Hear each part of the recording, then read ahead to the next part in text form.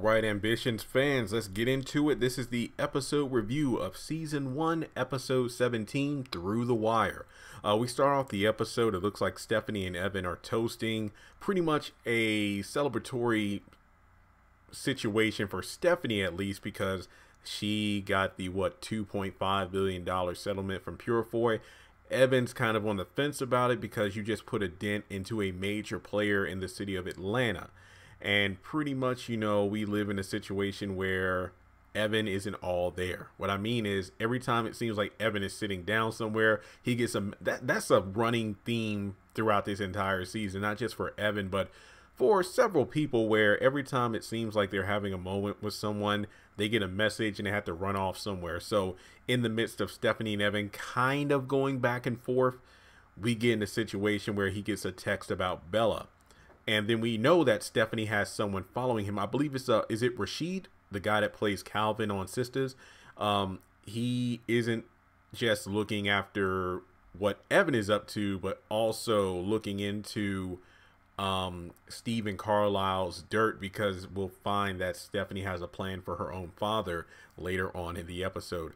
Pella goes to Bella's. It looks like she goes in, there's no one home. She's searching around, finds a wad of cash and decides to take it. Bella shows up asking, "What the hell are you doing here?" Pella is literally lying to her face about it, but then she tries to get away. Bella notices there's some blood on her hands and she asks Bella to let her go. And I think she even slaps Bella's phone out of her hand, saying, "You know what, if you really care about me, if you really want me to be okay, just let me go." Bella tries to go for her phone again and Pella just leaves, even though, to be completely honest, she should have just let her go and then call someone, because she wasn't around for her to know she was using her phone. But then the argument could be made that, hey, you know what, Pella is gone, but she took Bella's money. But as we'll see later in the episode, better to have her steal that money and get found by someone like Evan and his squad. That way, she could be recovered and possibly the money as well. But we'll get into that later.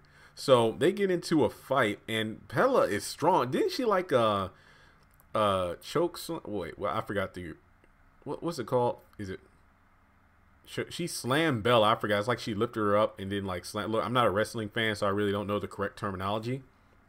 But in any case, she then takes like a beer or wine bottle and knocks Bella out. Then we go over to Stephanie getting a visit from someone named Mitch. And they talk about, Stephen Carlisle's position in the company and how Stephanie isn't the only one who's ready to see a change, where, the board members and partners, they're not against Stephen, but at the same time, they're not against things changing for the better, like having a fresh face as the person running the Carlisle firm. So Steph pretty much just says, "Hey, what I need you to do is to help me out here. Leave my father to me. All I need you to do is make sure the senior partners are behind the change 100%. Then we go over to Thelma's place. Darcia pops up and her and Rondell start to argue in front of the customers.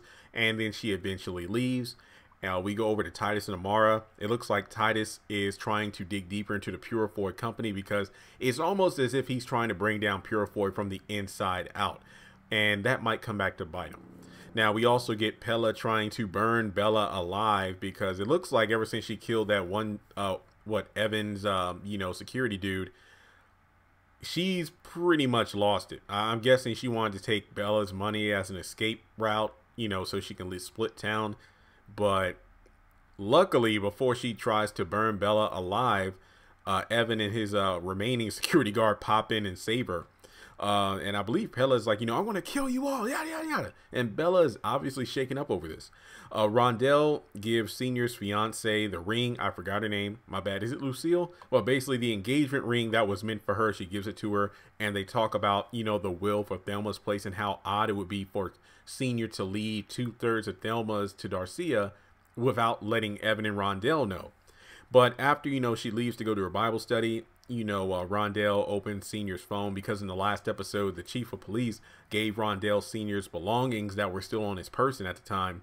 And she goes through the voice messages and texts and realized that Darcia was always threatening him about, "Oh man, this is the last time I'm playing with the money." So that might actually explain why Senior's will was updated a few months ago, because Lucille was saying that he was taking his medicine, so those mini strokes really weren't playing a factor in his mental and physical behavior.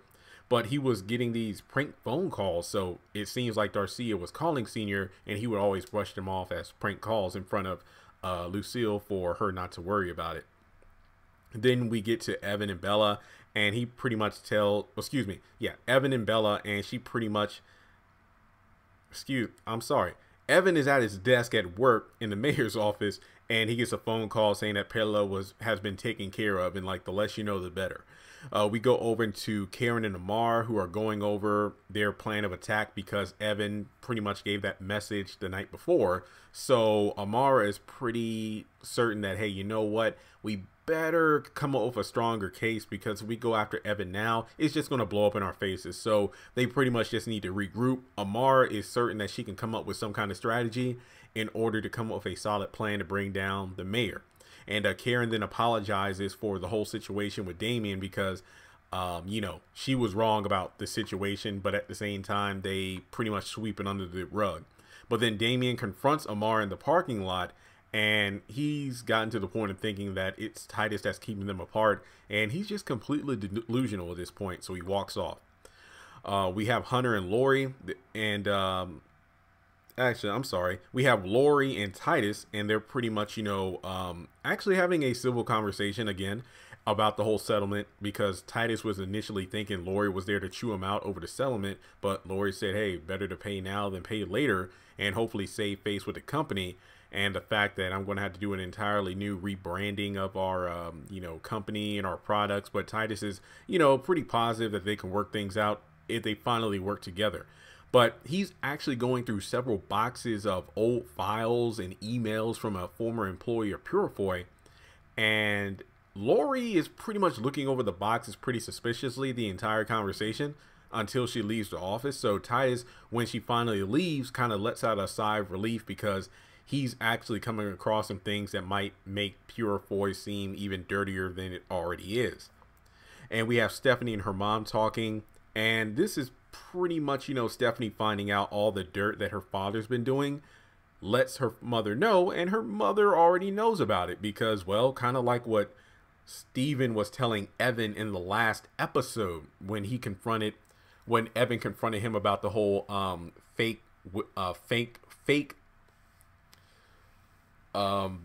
suspect in his father's killing, that sometimes you got to play ball. So it seems that Stephanie has a plan for her father, and her mother seems to be behind it 100%. Then we go over to Darcia and Stephen Carlisle. It looks like they've been working together. Basically, this is all a plan for the sake of getting Thelma's place over to Peter's and moving forward with Peter's construction plan.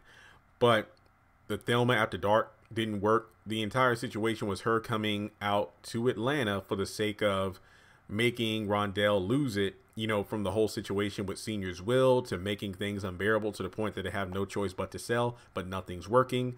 And Darcia will still get a payday if everything goes according to plan. So that was an interesting twist that even I didn't see coming. So that's why I like Ambitions. There are some things about the show that even I can't predict fully.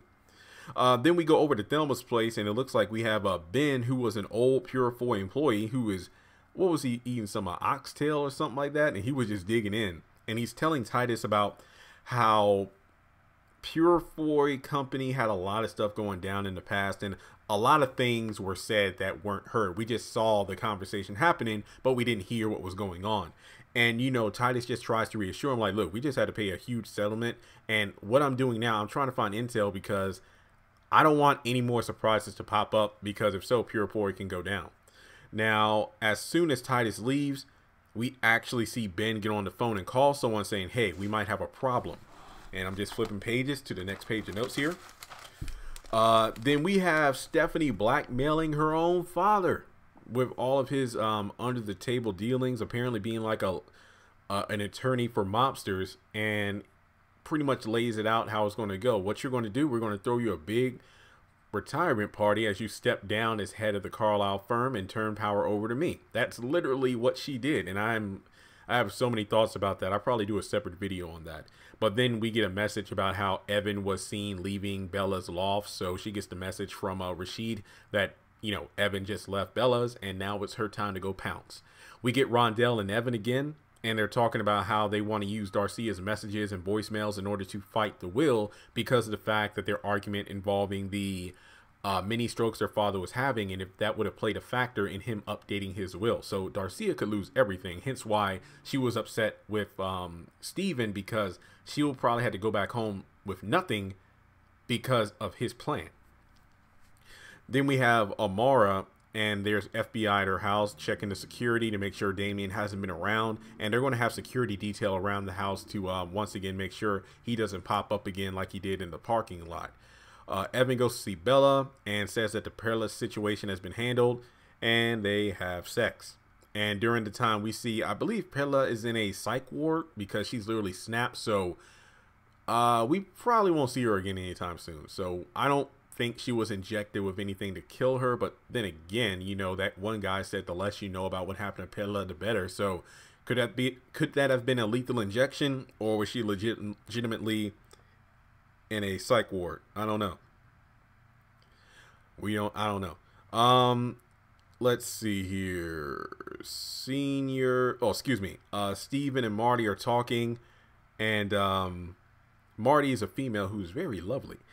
Basically what he wants her to do is shift gears on Senior's will, pretty much block it. Just say that no, drop the case, make sure Senior's will isn't contested, and if you do so, because Marty's like, if I do what you suggest, I could be disbarred. And don't be confused about rumors you've been hearing around the office about the change in power. I'm still the one in control. So pretty much he's securing Marty. Like, if you do as I say now, I'll make sure you have a position as a partner, and you'll be a rich woman. So literally it's like he wants to ensure the will isn't contested, so Darcia gets her payday, and hopefully Greg Peters gets, the development that is the banks and Thelma's place. So he's setting his own plans into motion. We're almost done here. Rondell wants no more Thelma's After Dark because there's one dude coming up. Yo, I'm supposed to meet Charlie and the boys down here. There's no more Thelma's After Dark. And then we have Stephanie confronting Bella about the fact that you've been cheating. Well, my husband's been cheating with you, and you have a son taking money away from me and my children. So she's literally going to strip Bella of everything, possibly even her son. This is not good. Bella may have been better off burning in that chair. Then Damien comes into Stephanie's car and literally says, hey, I got this video of you having sex with Greg Peters. But no, even better is the conversations you've had with Peters, as well as your mother. So he wants $20 million in a private plane to I forget where, but it's kind of interesting because Stephanie has been running the show, but every time in moments like this, she gets her comeuppance. But in the preview for next week, I don't know how long that's going to last. But to be honest, Damien was better off taking that, what was it, the $200,000 and leaving town. But seems to me that Stephanie can't have it all. But to be honest, you got a $2.5 billion windfall from Purefoy. You're about to take Bella for everything she has. You usurp your father's position in order to get control of the family business, and yet you're going to cry over a $20 million loss. Suck it up, Stephanie. And then we get the final scene of Titus getting hit and run over. So he got in a hit and run situation, but was it done by Damien? Because he did seem like he wanted to get Titus out of the way in order to get Amara. Or was it done by someone from Purefoy? Because Ben did make that phone call stating that they have a problem. Now, with that being said, I think this was a pretty solid episode. Don't mind me flipping the pages again. I'm debating if I want to give it an 8 out of 9, just because I hated the Stephanie, what she did to her own father situation. But it was crafty, and I can't wait to see what's going to happen, because it's all going to blow up in her face at some point or another. But overall, I think this was pretty solid, just like the episode that came before it. I'm going to give it a 9 out of 10. I thought it was pretty good through the wire. So with that being said, guys, what did you think of the episode? Remember, this upcoming Tuesday is the final episode of Ambition Season 1. As of right now, no word on it being renewed, but we shall see. What was your favorite part of the episode? Make sure you let me know in the comment section below. And on top of that, make sure you help out the algorithm on YouTube by giving this video a thumbs up as a like. If you are new, please hit that subscribe button. We are less than 800 people away from 100,000 subscribers. I want to hit that number as soon as possible. And if you haven't done so already, check me out on social media. Links are in the description below.